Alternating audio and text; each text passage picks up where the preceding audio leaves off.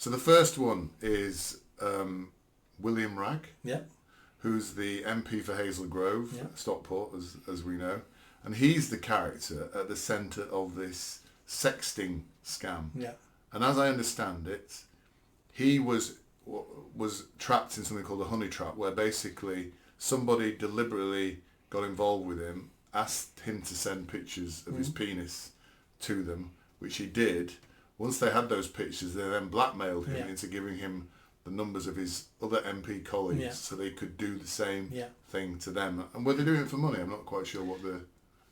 Who knows? Yeah. Who knows? I mean, this could be about money. It could be about state secrets. As in, he knows nothing. But if we can end up getting a minister, this is extremely dangerous. Before you start talking about this, and I know why you want to talk about it, I just want to make a couple of points here. And I know you're going to talk about Jeremy Hunt in a minute and what he said.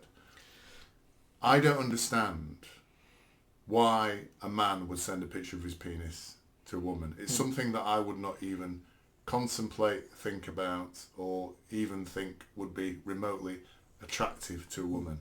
Secondly, William Wragg, if you've seen a picture of him on TV, is a particularly unattractive man. So why would an unattractive man with probably an unattractive penis think that any woman would be interested in seeing his penis? That's the first bit, which isn't maybe Manchester related. Yeah.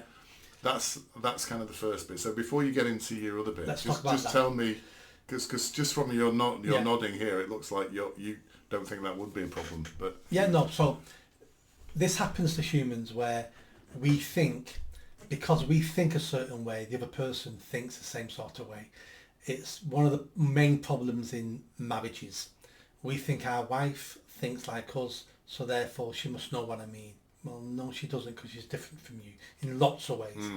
The issue here is some men seem to be under the understanding that because they like to look at pictures of naked women, any women basically, that therefore it makes perfect sense that women must like to look at pictures of naked men. So why wouldn't you want to look at my penis?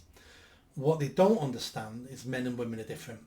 So women's bodies are a lot more beautiful than men's bodies in general. I think so. Their curves, everything about them is more beautiful. There's not that much attractive about a man's body unless he's a top 0.5% Chippendale model with ripped abs and stuff like that. And I can understand looking at that going, he's got a fantastic body. I can get and that. As I said to you earlier, I like to look at, if there's a man with a nice physique, I don't mind, I often will, I've got to be careful what I'm saying here, but, I find that, good to look at, attractive to look at, a muscular, nice man with a nice physique. I'm a big fan of Arnold Schwarzenegger. Yeah. When he was young, he had a fantastic physique. Well, we can see this in sculpture. Yes. So when I went to see Michelangelo's David, you're looking at David going, look at that perfect body of that man. So we can see beauty in men, but they're they're less than 1% of men. Yes. Where the vast majority of women, we would like to see naked. Yes. And I think you gave a good example of that earlier when we were talking, I think. You said if your friend said she had an ugly... Yeah, let's not get into that. That might be... Yeah, we won't... But yeah, so I've got examples. I like our listeners to think that we speak openly in this, but so that's why he did it. He thought, I would like you to send me pictures of your breasts, and of course you'd like to see pictures of my penis. Is that what he said? No, but that's his thing. That's his thought process. But people like that, we know straight away that they have no common sense and no reality of the world, because any man with common sense knows that that's not true. So how's he got to 40 years old not knowing that that's not true? I don't know. I can understand a 15-year-old making that mistake. Not a 40-year-old man who's married with children. So what's he doing? Trying to cheat on his wife. And the biggest issue here is how easy he was blackmailed.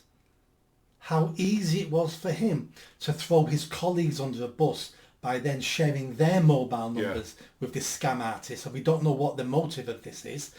And it's like, you're a traitor and a coward.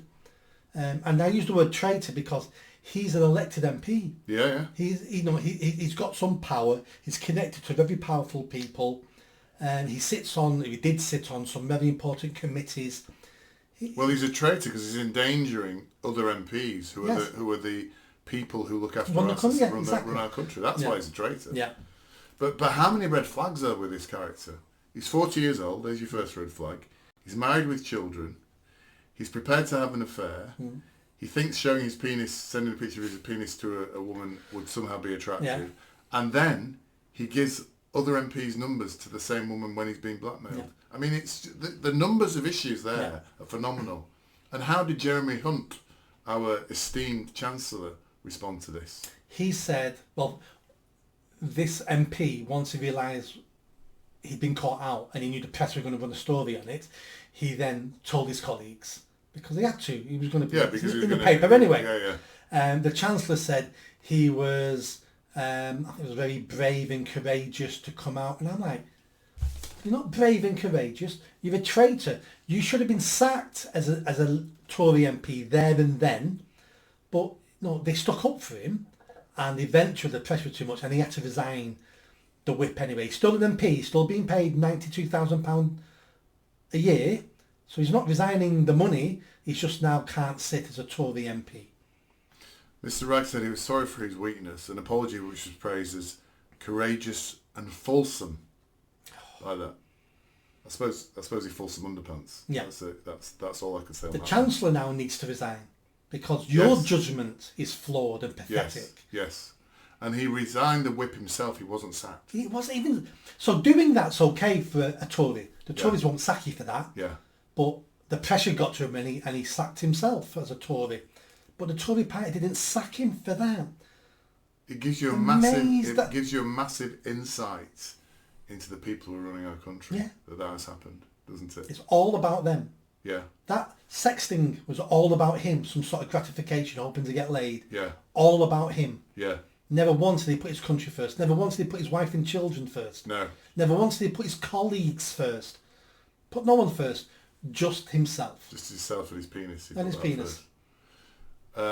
So yeah, so your point about that, and we talked earlier, and we use the word decorum and values. They don't exist in this example, do they? There's no decorum. There's no values there. There's no values. And we talked earlier about this, and we said, where does this come from, this belief, decorum, and how to behave?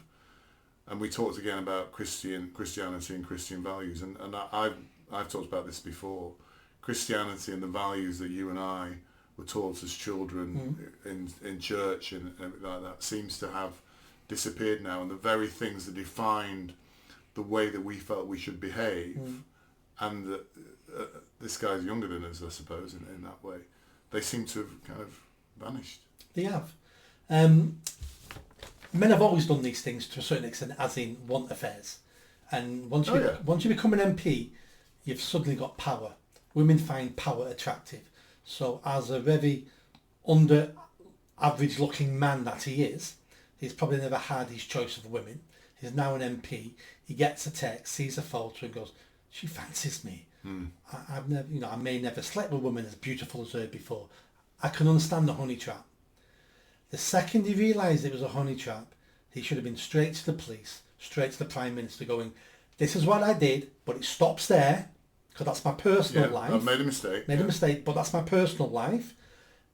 We have a threat here to the country. That's what he should have done, but he didn't. His cowardice took over. So there's different levels of morality here. Him cheating on his wife is not a problem if his wife's okay with it. Was she okay with it? Well, we don't know. She's not said a word. So the odds are no, she's not, because he doesn't get any offers anyway. So she would never have had that conversation with him. His children. How can you do this as an MP knowing if it goes wrong you're being oppressed? He's damaged his children now. There are butter jokes now between their friends and online. This is what happens when we have weak men. People suffer. If you like that video, don't forget to subscribe to the channel, hit that notification bell and comment. And if you like what I'm saying about running for Mayor of Greater Manchester, then stick around. Tell your family, tell your friends. It's the only way I'm going to have a chance of winning is a grassroots movement. So be part of that movement and hit that bell. Thanks.